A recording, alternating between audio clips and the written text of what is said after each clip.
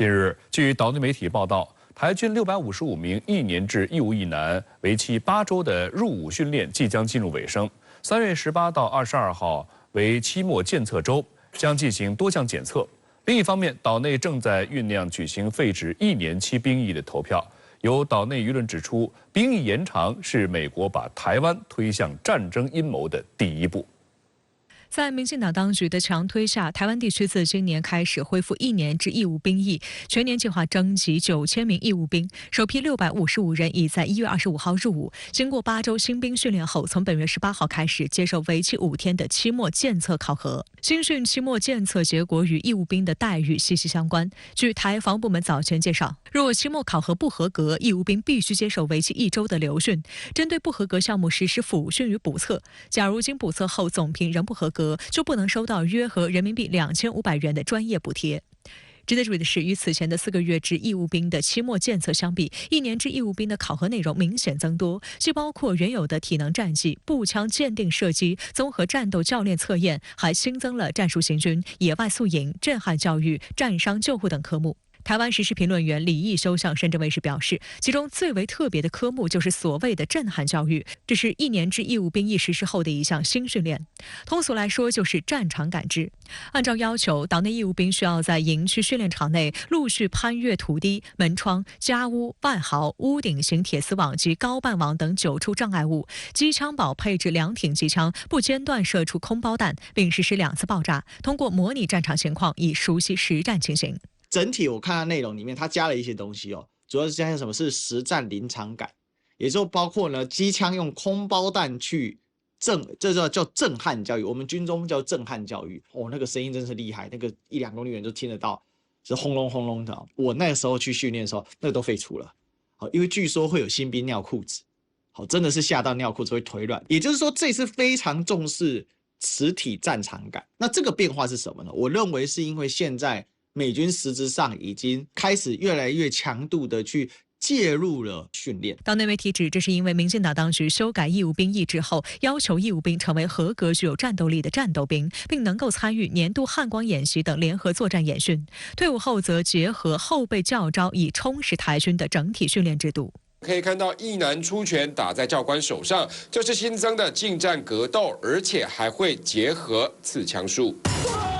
以往特殊军种才有的东西，现在全都要。此外，岛内1年制义务兵16号还进行了快速反应鉴定射击训练。据岛内媒体形容，台陆军步兵206旅的义务兵需自行完成实弹装填后，依序使用卧姿、跪姿、立姿等射击姿势，快速朝目标区射击36发。台湾地区前民代郭正亮一针见血地指出，练习快反射击实际上就是让这些义务兵进入实战备战状态。去年为强化所谓反斩首战力及防护关键基础设施，民进党当局就提出将负责台北卫戍的军警部队兵力规模由5600人大幅扩编至1.1万人，兵力来源就是1年义务役。义务役1年的啦，去那边才知道要接受某些训练嘛，比如说要到沙滩上打靶，那赖清德一开始跟他讲说啊，你们大概是防卫这个关键措施啦。不会叫你到前线的，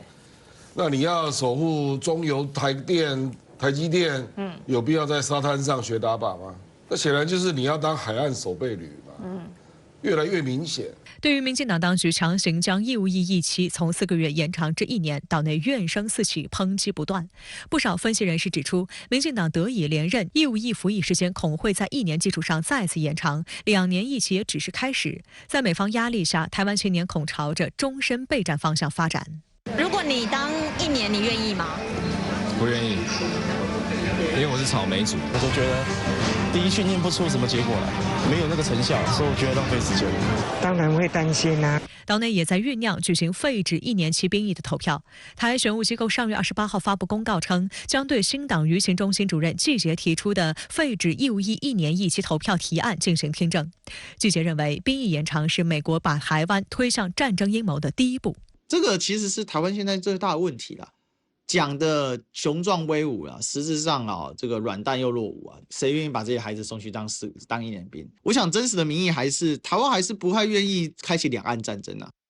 值得注意的是，岛内媒体去年曾密集释放消息，称美国印太司令部派出200位美军训练教官驻台协训，其中陆军人数占80%。2024年上路的1年制义务兵役就将采取美军实战化演练方式。观察指出，如今1年制义务兵的具体训练内容曝光，实战色彩浓厚，不排除已有美军教官正在训练营协训。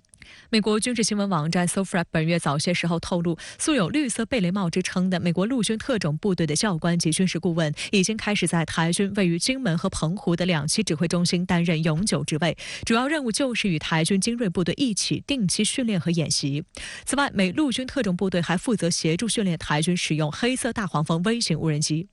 报道称，上述部署是根据美国2023年国防授权法进行的，要求美国防长与台湾相关官员协商，为台军打造一个全面的培训和能力建设计划。基本就是军官还有包商，但是我认为目前就是名为包商，实为军官啊。这几年在美军加强对台湾，尤其对民进党政府的一些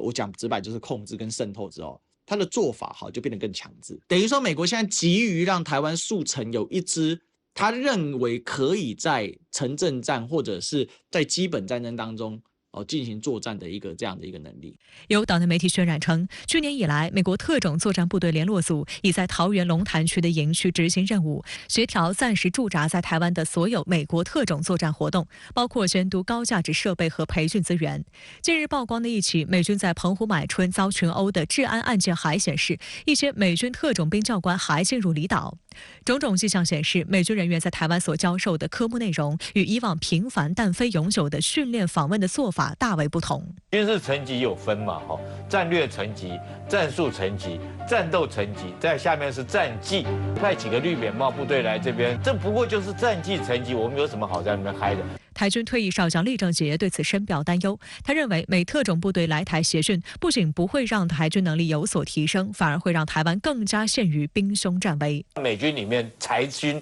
裁了24000个岗位，你说他还有什么能力来帮台湾？也不过就是派几个绿扁帽部队来这边摇旗呐喊。我讲一句话，你这种事情